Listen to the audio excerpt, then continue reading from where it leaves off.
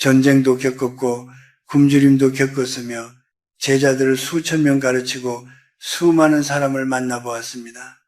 그렇게 긴 세월을 지나오며 깨달은 것이 하나 있습니다. 사람은 결국 그가 내뱉는 말로 드러난다는 사실입니다. 여러분은 사람을 볼 때 무엇을 먼저 보십니까? 옷차림입니까? 학벌입니까? 직함입니까? 나는 이제 그런 것에는 거의 관심이 없습니다. 그 대신 그 사람이 다른 사람을 어떻게 말하는지를 봅니다. 누군가를 만났을 때 그가 제3자를 이야기하는 태도를 가만히 들어보십시오. 그 속에 그 사람의 품격과 미래가 함께 들어 있습니다. 내가 젊은 시절 전쟁 직후에 혼란한 시기에 한 동료 교수가 있었습니다. 그는 언제나 타인의 연구를 폄하하고 동료의 실수를 은근히 흉보는 데 능했습니다. 그때는 많은 이들이 그를 똑똑하다고 여겼지요. 그러나 10년이 채 지나지 않아 그의 곁에는 아무도 남지 않았습니다. 마른 씨앗과 같아서 뿌려진 곳이 아니라 결국 자신에게서 싹이 트기 때문입니다. 나는 늘 학생들에게 이렇게 말했습니다. 칭찬에는 발이 달려있고 험담에는 날개가 달려있다. 칭찬은 천천히 걸어가지만 험담은 순식간에 퍼집니다. 그리고 그 끝은 반드시 발화자에게 돌아옵니다. 실제로 여러 연구에서도 부정적인 소문이 긍정적인 정보보다 훨씬 빠르게 확산된다고 합니다. 시대가 바뀌어 이제는 말이 입에서만 도는 것이 아니라 손가락 끝에서 세상으로 퍼져나갑니다. 한 번 올린 글과 한 번 남긴 댓글은 영원히 기록으로 남습니다. 내가 100살을 넘기고 나서야 비로소 실감한 진리가 있습니다. 말이 많을수록 인생이 가벼워지고 말이 줄어들수록 인생이 깊어진다는 것입니다. 노년은 침묵의 미덕을 배우는 시간입니다. 젊을 때는 이기고 싶어 말하고 중년에는 인정받고 싶어 말하지만 늙어서는 지키고 싶어 말을 아끼게 됩니다. 혹여 여러분 중에 남의 흉을 쉽게 말하는 습관이 있다면 지금 이 자리에서 멈추십시오. 보지 않았거든 보았다 하지 말고 듣지 않았거든 들었다 하지 마십시오. 잘못된 선입견은 눈을 흐리게 하고 경솔한 혀는 결국 자신의 신뢰를 갉아먹습니다. 나는 수많은 제자들의 인생이 한 번의 실언으로 기회를 잃는 것을 보았습니다. 그때마다 가슴이 무너졌습니다. 겉모습이 화려하다고 속까지 화려한 것은 아닙니다. 옷차림이 수수하다고 마음까지 빈곤한 것도 아닙니다. 말 한마디 섞어보지 않고 누군가를 판단하는 것은 스스로의 그릇을 드러내는 일일 뿐입니다. 사람은 입으로 낚싯바늘을 무는 물고기와 같습니다. 결국 자신의 말에 걸려 넘어집니다. 나는 이제 사람을 만날 때 그가 없는 자리에서 누구를 칭찬하는지를 봅니다. 제3자를 존중하는 사람은 결국 자신도 존중받습니다. 반대로 남을 낮추어 자신을 높이려는 사람은 잠시 빛날지언정 오래가지 못합니다. 긴 세월을 살아보니 끝까지 남는 것은 화려한 언변이 아니라 신중한 한마디였습니다. 여러분도 기억하십시오. 혀를 다스리는 것은 나이지만 내뱉은 말은 결국 나를 다스립니다. 노년에 이르러 가장 후회되는 것은 말하지 못한 사랑이 아니라 괜히 내뱉은 날 선 말이었습니다. 인생의 품격은 재산이나 지위가 아니라 타인을 대하는 말의 온도에서 결정됩니다. 나는 오늘도 조용히 다짐합니다. 누군가를 평가하기 전에 먼저 내 말부터 돌아보겠다고 여러분도 사람을 보려거든 그 사람의 입을 보십시오. 그리고 무엇보다 자신의 입을 먼저 살피십시오. 그곳에 여러분의 내일이 달려 있습니다. 105해를 살다 보니 사람을 판단하는 데 있어 또 하나 분명한 기준이 생겼습니다. 그 사람의 주변을 보라는 것입니다. 한 사람을 깊이 들여다보지 않아도 그 곁에 어떤 사람들이 모여 있는지를 보면 대강의 방향은 읽을 수 있습니다. 젊은 시절 나는 한 은사 밑에서 공부했습니다. 그분은 늘 조용했고 자신을 앞세우지 않는 분이었습니다. 그런데 이상하게도 그 주변에는 성실하고 정직한 학자들이 모였습니다. 연구실은 늘 단정했고 학생들은 서로를 존중했습니다. 나는 그때 깨달았습니다. 사람은 자기가 닮고 싶은 사람을 곁에 두고 또 자신과 비슷한 사람들이 모여든다는 사실을 말입니다. 옛말에 임금을 알려면 신하를 보라고 했습니다. 친구를 보라, 자식을 보라, 그 주변을 보라 했지요. 나는 이 말이 세월이 흐를수록 더 깊이 와닿습니다. 어떤 이는 늘 남 탓을 하며 살지만 그의 곁에는 비슷하게 불평 많은 사람들이 모입니다. 반대로 묵묵히 책임을 다하는 사람 곁에는 신뢰할 만한 이들이 남습니다. 인간관계는 거울과도 같아서 결국 자신의 모습이 반사되어 돌아옵니다. 특히 중년 이후의 삶에서는 이 기준이 더욱 중요합니다. 통계에 따르면 나이가 들수록 인간관계의 수는 줄어들지만 관계의 질은 삶의 만족도를 크게 좌우한다고 합니다.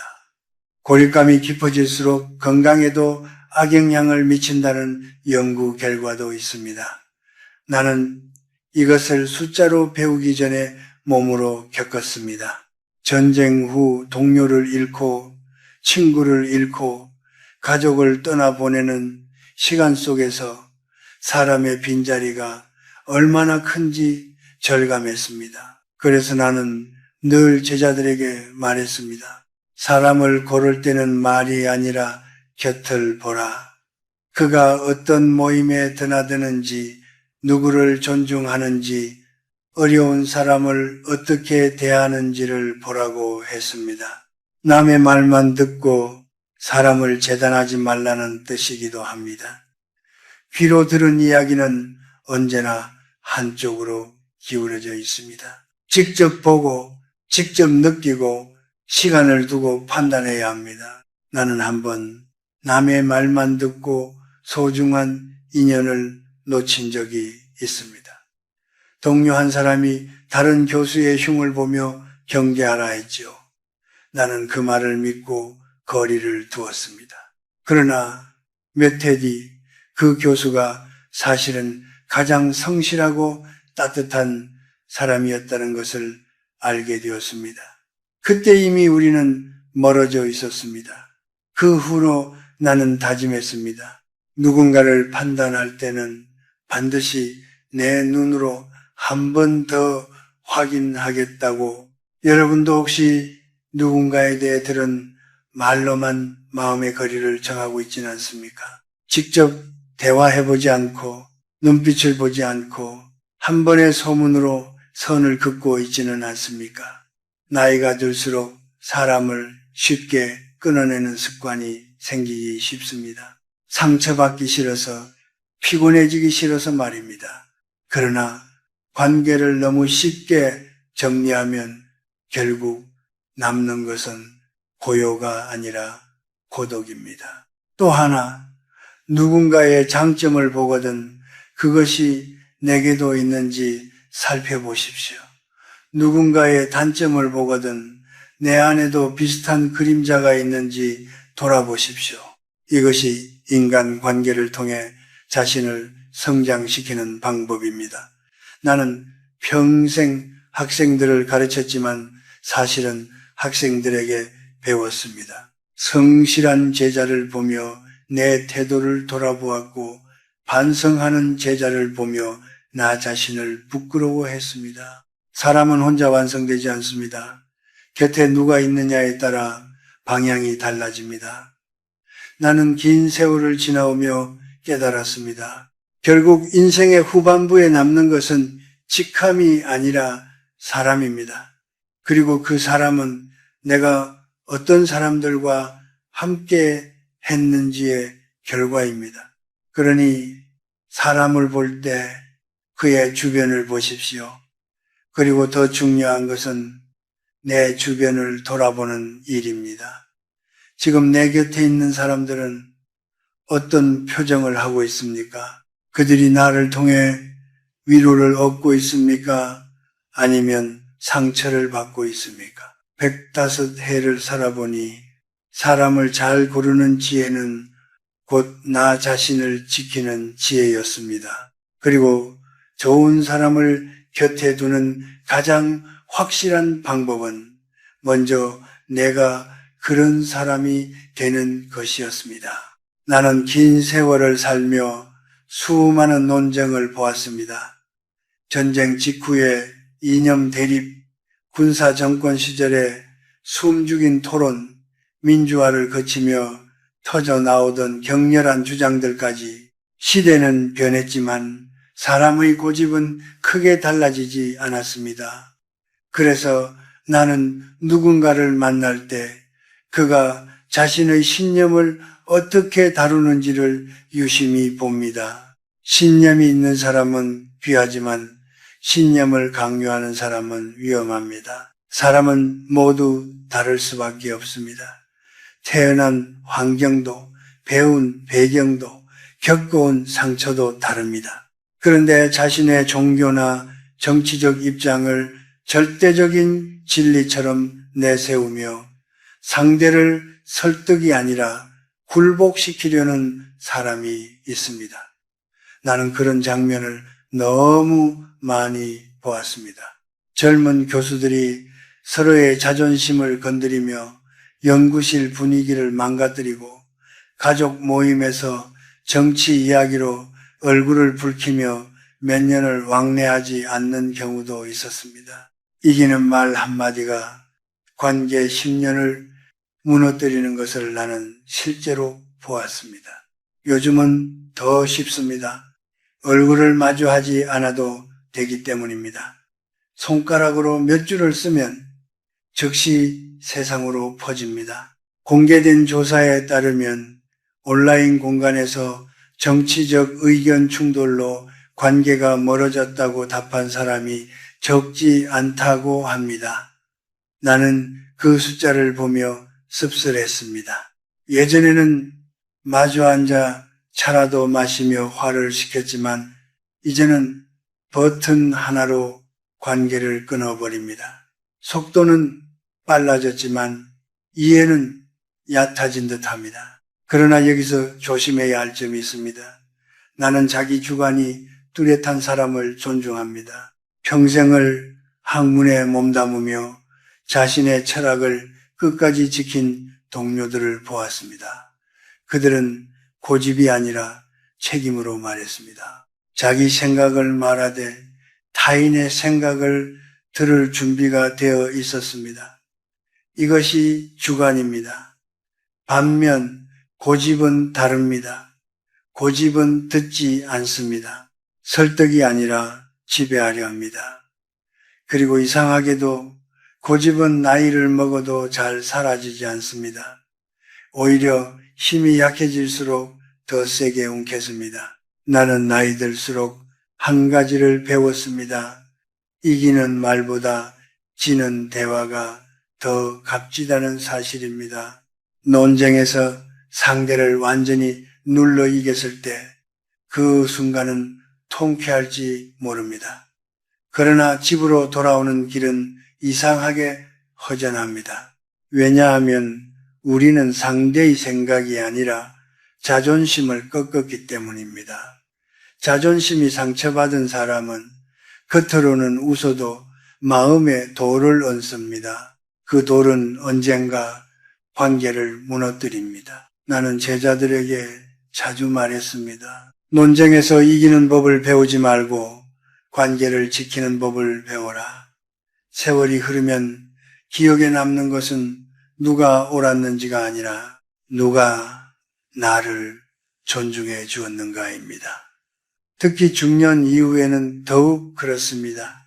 직장에서 물러나고 자녀들이 독립하고 나면 남는 것은 결국 사람과의 온기입니다. 신념은 혼자서도 지킬 수 있지만 관계는 혼자서 지킬 수 없습니다. 혹시 여러분 곁에 자신의 생각을 끊임없이 강요하는 사람이 있다면 거리를 조절하십시오. 굳이 맞서 싸울 필요는 없습니다. 때로는 고개를 끄덕이고 화제를 바꾸고 미소로 넘기는 것이 더 현명합니다. 그것이 비겁함이 아니라 인생의 균형입니다. 긴 세월을 살아보니 모든 싸움에 참여하는 것이 용기가 아니라 참여할 싸움을 가리는 것이 지혜였습니다. 나 또한 젊은 시절에는 내 생각이 옳다고 믿었습니다. 열정이 있었고 확신이 있었습니다. 그러나 나이가 들수록 확신보다 겸손이 더 중요하다는 것을 알게 되었습니다. 세상은 생각보다 넓고 나는 생각보다 작았습니다. 노년에 이르러 가장 큰 배움은 내가 틀릴 수도 있다는 한 문장이었습니다. 이 문장을 마음에 품고 나니 불필요한 논쟁이 절반으로 줄었습니다. 사람은 모두 자기만의 세계를 갖고 있습니다.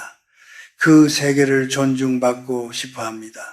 그러니 여러분도 상대의 세계를 함부로 부수지 마십시오. 설령 동의하지 않더라도 이해하려는 태도만으로도 관계는 지켜집니다. 나는 105해를 살며 깨달았습니다. 끝까지 곁에 남는 사람은 나와 생각이 같은 사람이 아니라 나의 다름을 견뎌준 사람이었습니다.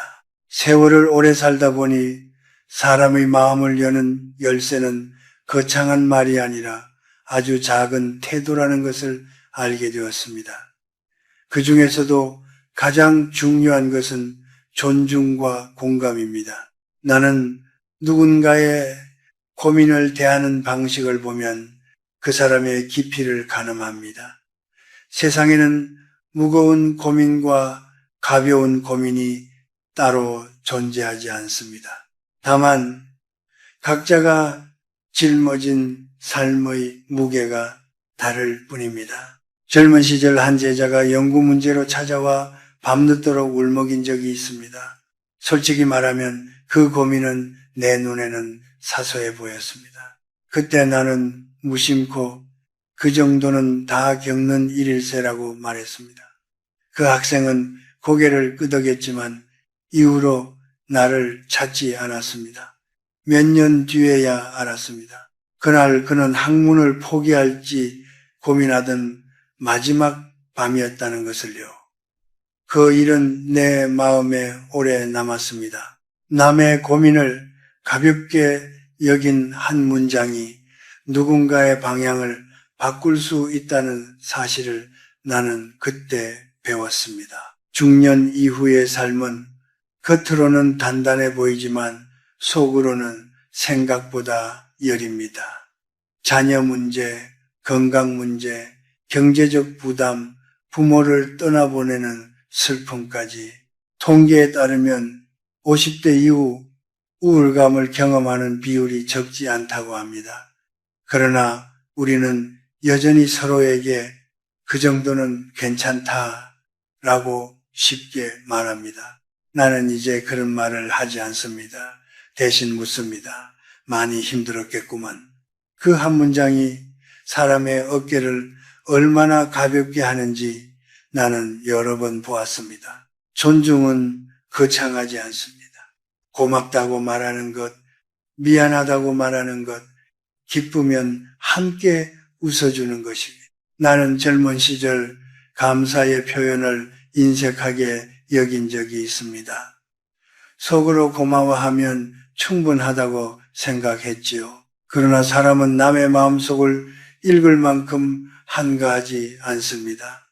표현되지 않은 감사는 존재하지 않는 것과 다름없습니다. 내가 70을 넘겼을 때 오랜 동료에게 공개적으로 사과한 적이 있습니다. 오래전 연구 방향을 두고 내가 지나치게 단정적으로 말했던 일 때문이었습니다.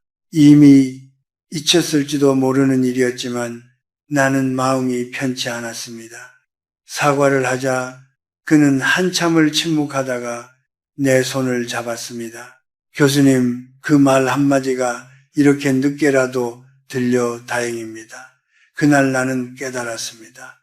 사과는 체면을 깎는 일이 아니라 관계를 살리는 일이라는 것을요. 또 하나, 나는 대화할 때 자기 자랑이 많은 사람을 조심합니다. 자신의 과거 업적을 반복해 이야기하고 남보다 우월한 점을 은근히 강조하는 사람 말입니다. 젊을 때는 그것이 능력처럼 보일 수 있습니다. 그러나 세월이 흐르면 자랑은 공허하게 들립니다. 특히 과거 이야기만 붙들고 있는 사람에게서 나는 쓸쓸함을 느낍니다. 현재를 즐기지 못하고 과거에 머무는 모습이기 때문입니다. 행복한 사람은 굳이 자랑하지 않습니다. 물이 높은 곳에 머물지 않고 낮은 곳으로 흐르듯 진정한 미덕은 겸손한 사람에게 머뭅니다. 나는 평생 수많은 학자를 보았습니다. 정말 많이 아는 사람은 오히려 말을 아꼈습니다. 반대로 조금 아는 사람이 가장 시끄럽게 떠들었습니다. 속이 비어서가 아니라 어중간하게 차 있기 때문이겠죠. 여러분도 혹시 스스로를 돌아보십시오. 대화가 어느 순간 나의 이야기로만 채워지고 있지는 않은지, 상대의 말을 끝까지 듣기 전에 끼어들고 있지는 않은지, 우리는 나이가 들수록 자신의 경험이 많아집니다. 그러나 경험이 많다고 해서 항상 옳은 것은 아닙니다. 오히려 경험이 많을수록 더 조심해야 합니다. 나는 이제 사람을 만날 때 그가 남의 기쁨에 얼마나 함께 웃어주는지를 봅니다. 남의 슬픔 앞에서 얼마나 조용히 있어주는지를 봅니다. 타인의 고통을 즐거움으로 소비하는 사람은 반드시 멀리합니다. 그런 사람의 웃음은 언젠가 나를 향할지도 모르기 때문입니다. 노년에 들어 내가 가장 크게 깨달은 것은 이것입니다. 사람은 기억되지 않습니다. 그 사람이 준 감정이 기억됩니다. 누군가의 마음을 존중해 준 순간은 오래 남고 누군가를 깎아내린 순간은 깊은 상처로 남습니다. 여러분, 존중은 선택이 아니라 기본입니다. 그리고 공감은 재능이 아니라 훈련입니다. 고맙다고 말하고 미안하다고 말하고 함께 웃고 함께 울어주는 것, 그것이 결국 우리의 인생을 따뜻하게 만듭니다. 인생의 끝자락에 서보니 결국 사람을 가르는 마지막 기준은 책임과 반성이라는 생각이 듭니다. 나는 수많은 성공과 실패를 지켜보았습니다. 재능이 부족해서 무너진 사람은 드물었습니다. 그러나 책임을 피하고 반성을 거부한 사람은 오래가지 못했습니다. 남 탓을 하는 사람은 처음에는 마음이 편해 보입니다. 잘된 것은 자신의 능력이고 잘못된 것은 환경과 타인 때문이라 말하니 속이 시원할지도 모릅니다. 그러나 그 편안함은 잠시뿐입니다. 왜냐하면 그렇게 말하는 순간 자신의 성장 가능성도 함께 닫아버리기 때문입니다. 나는 제자들 중에 유난히 총명했던 한 청년을 기억합니다. 그는 시험이 어려우면 출제자를 탓했고 연구가 막히면 동료를 탓했습니다. 몇 해 뒤 그는 늘 같은 자리에 머물러 있었습니다. 반면 실수가 생기면 먼저 제 부족입니다 라고 말하던 제자는 서서히 단단해졌습니다.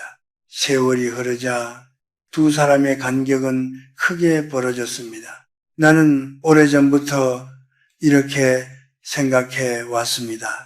지금의 나는 과거의 선택이 모여 만들어진 결과라고. 그러니 오늘의 문제도 결국 나의 선택에서 비롯된 부분이 있습니다. 물론 세상에는 억울한 일도 있고 통제할 수 없는 일도 있습니다. 나 역시 전쟁이라는 거대한 소용돌이 속에서 선택권 없이 휘말린 적이 있습니다. 그러나 그 이후의 삶은 내가 어떻게 받아들이느냐에 따라 달라졌습니다. 반성은 과거로 돌아가는 일이 아니라 앞으로 나아가기 위한 준비입니다. 또한 나는 반성하지 않는 사람을 가까이 하지 말라고 말하고 싶습니다. 인간은 누구나 실수합니다. 105해를 산 나도 여전히 실수합니다. 중요한 것은 그 다음입니다. 잘못을 인정하고 사과하는 사람은 다시 신뢰를 얻습니다. 그러나 변명으로 덮고 타인의 탓으로 돌리는 사람은 스스로를 점점 고립시킵니다. 조사에 따르면 조직 내 갈등의 상당수가 책임 회피에서 비롯된다고 합니다. 가정에서도 마찬가지입니다. 서로가 한 발짝도 물러서지 않으면 관계는 결국 균열이 생깁니다. 나는 남에게만 엄격하고 자신에게는 관대한 사람도 많이 보았습니다. 남의 실수는 끝까지 들추어내면서 자신의 잘못은 그럴 수도 있지라며 넘기는 태도 말입니다. 이런 사람과는 깊은 관계를 맺기 어렵습니다. 왜냐하면 공정함이 없기 때문입니다. 관계는 균형 위에 서 있습니다. 한쪽만 옳고 한쪽만 틀리다는 태도는 결국 더 큰 다툼을 부릅니다. 화해란 서로의 잘못을 조금씩 인정하는 데서 시작됩니다. 자기중심적인 사람 또한 경계해야 합니다. 말은 그럴듯하지만 행동이 따르지 않는 사람, 상황에 따라 태도를 바꾸는 사람은 시간이 지나면 드러납니다. 나는 수많은 회의와 모임에서 그런 이들을 보았습니다. 권력이 있는 자리에서는 고개를 숙이고 힘이 없는 자리에서는 목소리를 높이는 사람들. 그들의 공통점은 하나였습니다. 결국 신뢰를 잃는다는 것입니다. 돈 문제에서는 인간의 본성이 더욱 선명히 드러납니다. 남의 돈은 쉽게 여기고 자기 돈은 지나치게 아끼는 사람과는 오래가기 어렵습니다. 작은 회비 문제로 오랜 친구 사이가 틀어지는 것을 나는 여러 번 보았습니다.